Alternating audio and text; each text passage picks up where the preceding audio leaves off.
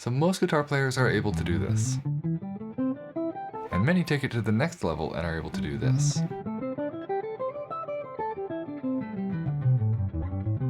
But very few guitarists have complete freedom and are able to play around the neck like this. So how do we go from that second example to being able to play like in that third example?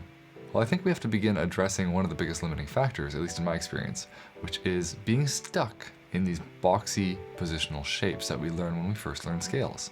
Now don't get me wrong, everybody has to learn these shapes because without them we have no foundation for knowing the guitar neck. So this video is not an excuse to just skip these kind of scale shapes, and you still have to go learn them. But nobody ever talks about what to do after we learn them and how to move on to better things. So today we are going to begin the process of breaking away from these positional scale shapes so that we can eventually play across the neck with a lot more freedom. And to do that, we're going to start looking at pentatonic scales, playing them 3 notes per string. Before we get going, the diagrams that I'm about to present in the video are all available for download for free. Just follow the top link in the description below the video. And for those of you who are looking for extra materials and practice tips and chances to connect with me directly, I have recently launched a Patreon page, which you can also find in the description below. So with that, let's get going into today's lesson. Now before we can have complete freedom and just play around the guitar neck with ease, knowing where we are at all times, we have to do a little bit of mental work to break out of these box shapes that we've learned in the past. As we do this, we'll be working on expanding our view of the neck so that we're visualizing more than just 3 or 4 frets at a time, and instead have 6 or 7 in mind at once. Technically speaking, to do this, all we're going to do is combine previously existing pentatonic scale shapes and positions into superpositions. So our new first shape combines position 1 and position 2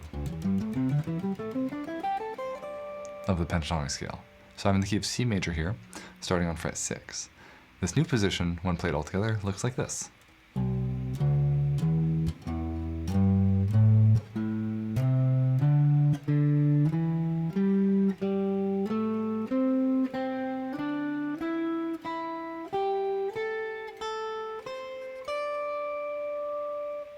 So you may have noticed that these new positions require quite a bit of a stretch with the hand, since they're so wide.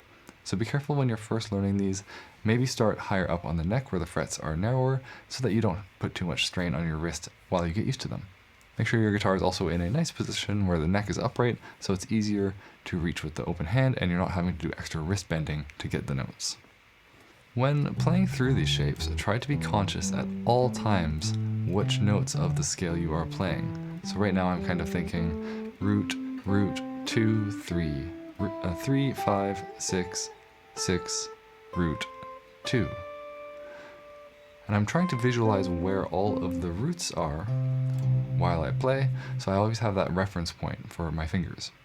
The point of thinking like this while we work on it is so that we can actually eventually break away from these shapes with the knowledge of what we're playing.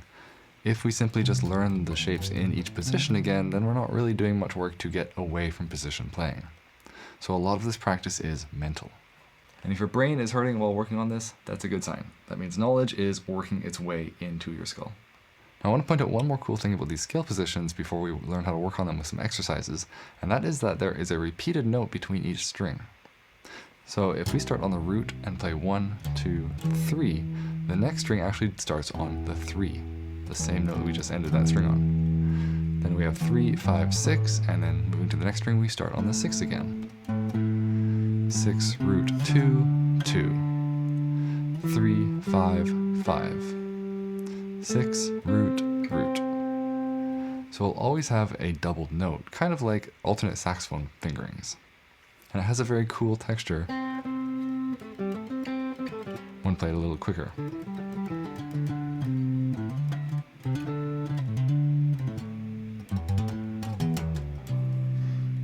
So go through the rest of these positions on your own, play them in lots of different keys, and like we mentioned before, try to always be aware of what notes of the scale you're playing at any given time, and if you can, have a kind of reference of where the root of the scale is so that your fingers know where they are.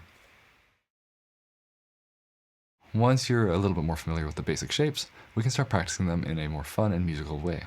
We can take any scale patterns or shapes that you've worked on in the past and apply it to these big, wide, stretchy shapes. For example, the scale in thirds that is so commonly played with the major scale,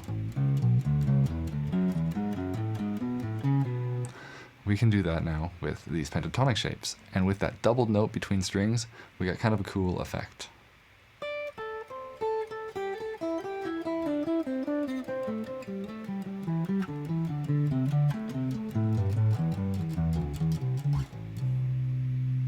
We can also make any adjustments that we would normally make with that pattern, like inverting every other pair, for example.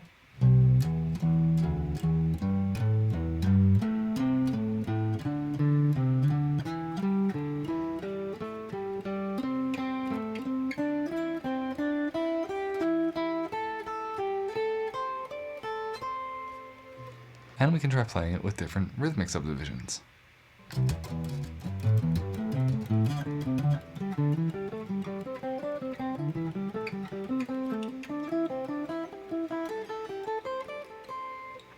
And that is with just one type of pattern, so the options are really limitless. Finally, don't be afraid to play around with these positions in an improvise setting. It can be a great way to know what these notes and positions sound like in a musical setting, and to get your brain thinking more musically.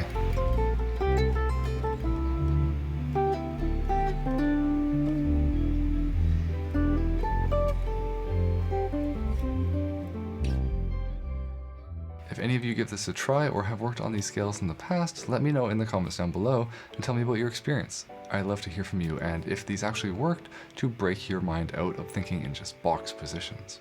If you'd like to support the channel, then you can do one-time donations at my Buy Me a Coffee page down below. Helps me stay caffeinated and working on all this content.